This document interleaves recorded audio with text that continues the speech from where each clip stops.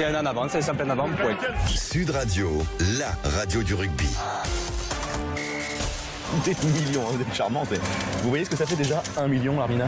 Où est l'argent? Où est l'argent? C'est mon peu de mort, c'est rien ici. En fait, je vais retirer de l'argent. Amis, ouvrez vos cœurs, non n'ayez pas peur, l'argent ne fait pas le bonheur. Shut up and take my money. On va parler de 2025, on est déjà dans le futur sur Sud Radio, puisqu'on attaque aussi cette année 2025, cette année rugby avec la première émission de l'année tout simplement. Et bien avec Philippe, on va essayer de dresser quels sont les grands enjeux, qu'est-ce qu'il va falloir surveiller, quels objectifs il va falloir atteindre.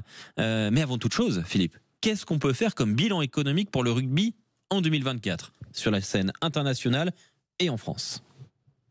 Alors, en démarrant par la France, le bilan, il est quand même plutôt très positif dans le rugby professionnel d'abord, parce que on a vu une affluence moyenne des stades augmenter de façon assez considérable, encore plus de 12, près de 15% d'augmentation là depuis le début de la saison en termes d'affluence, avec en plus des stades à guichets fermés très régulièrement comme La Rochelle, Toulouse, qui offrent des perspectives encore plus intéressantes en termes de potentiel de spectateurs à La l'avenir. Rochelle qui va d'ailleurs faire son 100e guichet fermé demain. C'est incroyable ce que réalise La Rochelle, ce que réalise l'UBB aussi en termes d'affluence moyenne, et puis bien sûr Toulouse derrière qui fait partie de ce wagon qui tire cette affluence vers le haut de façon assez incroyable. Donc ça c'est le premier bilan. Ensuite le deuxième bilan c'est la consolidation de la valeur de la Ligue nationale de rugby avec cette négociation réussie, cette renégociation des droits avec le partenaire historique Canal+, avec une hausse de plus de 15% dans cette renégociation qui va permettre d'asseoir un peu la stabilité économique, d'envoyer plus d'argent aux clubs de top 14 et de Pro D2 pour sécuriser leur modèle économique. Donc on peut dire que malgré un niveau de pertes cumulées... Philippe, moi je vois du très positif pour le top 14. Tu vas nous donner le chiffre dans un instant, mais par contre on a une fédération qui est en cure d'austérité.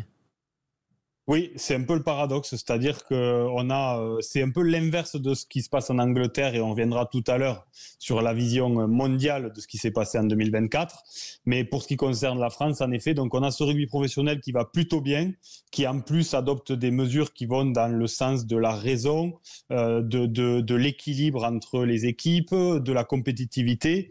Donc c'est plutôt de bon augure. Les voyants sont au vert. Du côté de la fédération, c'est beaucoup plus critique. Les mauvaises nouvelles se sont accumulées, on est réellement en cure d'austérité. Il va falloir un plan massif de réduction des coûts, avec cet enjeu majeur dont on a parlé ces dernières semaines qui concerne le lieu qui va accueillir les matchs de l'équipe de France. Alors, Stade de France ou pas, c'est la grande question, parce que la façon dont la négociation va se dérouler et ce qui va répondre aux attentes ou pas de la fédération en termes d'économie et de gains assurés en fonction des matchs qui vont être joués dans ce Stade de France potentiellement, va décider de l'issue. Et la fédération en a cruellement besoin parce que, on le répète souvent, mais quand les revenus exceptionnels liés à la vente des droits du Six Nations à CVC vont s'arrêter, c'est-à-dire dans 2 saisons, on va arriver dans une situation qui va devenir assez problématique. Donc il va falloir surfer sur cet engouement autour du rugby retrouvé avec cette tournée de novembre, avec des nouveaux sponsors qu'on a réussi à attirer, avec une affluence moyenne dans les stades très importante pour réussir à équilibrer tout ça. Justement, tu parlais, donc ça c'est sur l'échelle nationale, et sur l'échelle internationale, il y a eu quand même des remous en 2024. Il y a beaucoup de remous. On a vu un rugby mondial chahuté avec un équilibre économique très difficile à trouver. Ça a commencé en début d'année 2024 avec les Rebels, cette franchise historique australienne qui a déposé le bilan avec une dette de plus de 14 millions de dollars. La fédération est venue à son secours quelques mois pour tenter de colmater les brèches. Et si vous connaissez pas les Rebels, c'était l'équipe de Melbourne qui est le deuxième pôle économique de l'Australie. C'est énorme. Oui, donc le rugby à 15, on le répète parce qu'il y a une grosse concurrence du rugby à 13 en Australie et puis de cette autre discipline, l'Australian Rules. Donc le rugby à 15 a du mal à émerger malgré le fait qu'on ait une fédération qui soit multiple championne du monde. Donc ça a commencé avec cette difficulté financière en Australie. Ça s'est poursuivi tout au fil de l'année 2024 avec l'Angleterre et les dépôts de bilan successifs de clubs historiques du rugby anglais qui ont faussé complètement leur championnat, avec la dernière annonce de la fédération anglaise qui vient au secours un peu de ces clubs en prenant des joueurs sous contrat avec des montants très importants pour injecter indirectement de l'argent dans les clubs. Donc on voit qu'au niveau mondial, on a ce gros axe néo-zélandais qui tient la route avec la puissance de sa marque, avec le renforcement de ses capitaux propres, avec l'ouverture de capital quelques années avant à un fonds d'investissement pour vendre sa marque commerciale, une partie des droits de sa marque commerciale. Le rapprochement de cette fédération néo-zélandaise avec le Japon qui est en train de créer un bloc solide économiquement et qui a vocation demain à drainer cet axe pacifique. Donc ça, c'est le premier enseignement qu'on peut tirer de 2024. Ensuite, on a une réorganisation dans l'hémisphère nord qui est en train de se dérouler. Il a été évoqué éventuellement que la Premiership anglaise intègre l'URC pour un grand championnat commun. On n'en entend plus trop parler, mais les discussions sont encore en cours parce qu'il ne faut pas oublier qu'ils ont tous un actionnaire commun qui est CVC et qui a quand même besoin de retomber un peu sur ses pattes parce qu'ils ont acheté les droits excessivement chers, que ce soit pour la Premiership anglaise ou pour l'URC. Et donc, ils ont besoin de faire quelques économies d'échelle en mutualisant. Donc, il faut suivre ça de près parce que ça chamboulerait quand même pas mal l'organisation de nos championnats domestiques. C'est clair. Donc, voilà un peu le bilan qu'on peut tirer au niveau mondial de ce qui s'est passé en 2024. Alors, en 2025, quels sont les temps forts à prévoir? La Coupe du Monde de rugby féminin. Il y aura aussi la tournée des Lions. Le Six Nations, quel est le grand temps fort et comment faire une sorte de petit classement sur ces grands temps forts en termes de regard économique? En termes de regard économique, je crois que ce qui va se placer au-dessus de tout, pas en revenus générés forcément, parce que le Six Nations est une machine à cash, mais c'est récurrent. C'est cette Coupe du Monde féminine, parce que le nouveau président de World Rugby, Robertson, a affiché des ambitions très élevées. Il a dit qu'il y aura un avant et un après cette Coupe du Monde-là. Il y a une ambition énorme pour lancer un plan de développement du rugby féminin. On voit que le rugby féminin est un levier de croissance majeur au rugby aujourd'hui en termes de licenciés, en moyenne de licenciés. C'est le féminin qui tire quand même les licences annuelles vers le haut, même si en termes de nombre absolu, c'est encore loin de ce que ça représente chez les hommes, mais le potentiel de développement est très important. Donc cette Coupe du Monde doit servir vraiment à être un accélérateur de croissance. Et si on peut donner un chiffre, l'affluence record... L'affluence, elle sera largement c'est 58 000, elle sera explosée. On parle notamment de matchs à 80 000 personnes. Oui, mais on sera à guichet fermé pour la finale, la petite finale et le match d'ouverture. À l'ouverture de la billetterie début octobre, 55 000 places avaient déjà été vendues pour le match d'ouverture, la finale et la petite finale. C'est extraordinaire. Et bravo au travail des Anglais quand même aussi. Bravo au travail des Anglais. Alors attention, petit bémol, c'est un vrai succès populaire. Ce ne sera pas un grand succès économique, mais ce n'est pas très grave. On en a besoin comme d'une rampe de lancement. Donc, c'est quelque part aussi un investissement de la part de World Rugby.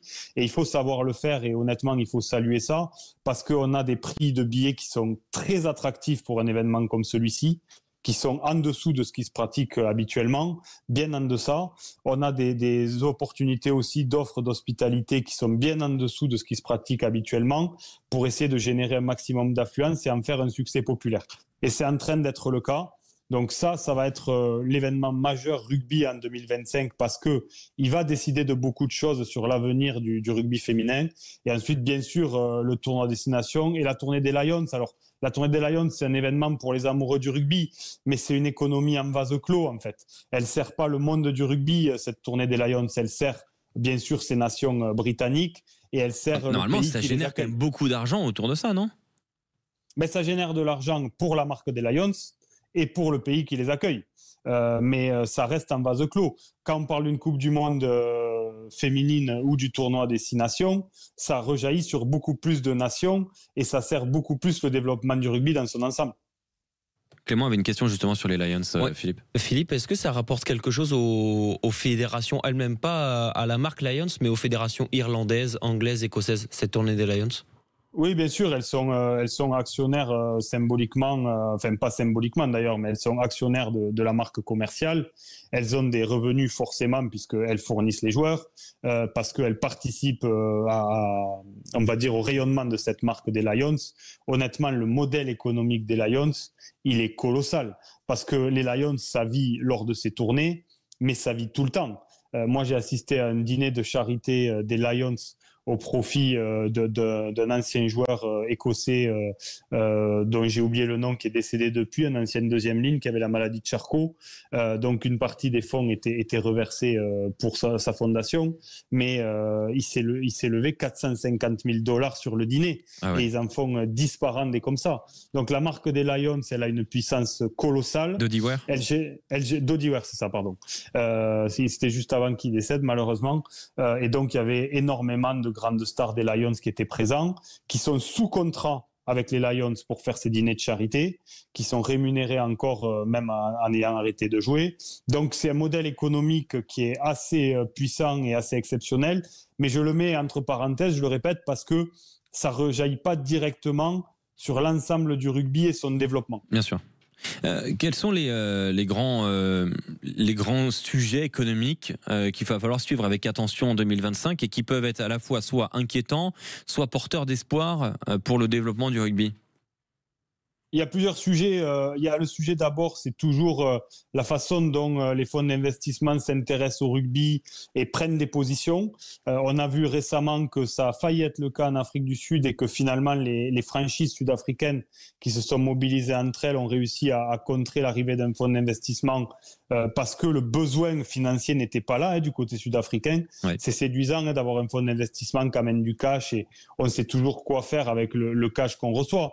Mais quand il n'y en a pas besoin, c'est pas forcément une bonne stratégie et les franchises sud-africaines étaient de cet avis-là. Donc on a vu aussi que les Australiens s'étaient tournés vers des fonds d'investissement. Les Néo-Zélandais ont déjà franchi le pas. Le rugby professionnel anglais aussi. Donc ça, c'est le premier enjeu, c'est voir comment les fonds d'investissement vont préempter le monde du rugby en 2025 et dans les années qui arrivent. Et puis ensuite, la façon dont le rugby anglais va se remettre sur pied le plus rapidement possible parce que c'est quand même un des socles très forts du rugby de l'hémisphère nord et qui crée de la concurrence dans cette compétition qu'est la Champions Cup aujourd'hui et qui doit retrouver plus d'attractivité si on se focalise sur le rugby du Nord, en termes de concurrence notamment, comme ça a pu être le cas à la fin des années 90 et début des années 2000. Ça, c'est un sujet qu'il faut suivre de près aussi. Et surtout, pour moi, l'éveil de ce territoire américain, la façon dont le rugby prend ses positions aux États-Unis notamment, en prévision de cette Coupe du Monde 2031, on sent que des choses bougent aux États-Unis. Ouais. Et moi, je le répète souvent, on passe sur un rugby de fuseau horaire, de bloc, et le dernier bloc qui a une force de frappe colossale d'un point de vue financier et qui est un peu en retard, c'est ce bloc américain. Donc il faut voir comment ça se structure dès 2025. Voilà, c'était donc la chronique Rugby Économie de Philippe Spanghero. Dans un instant, Thomas Lombard, le directeur général du Stade Français Paris, est notre invité. À tout de suite.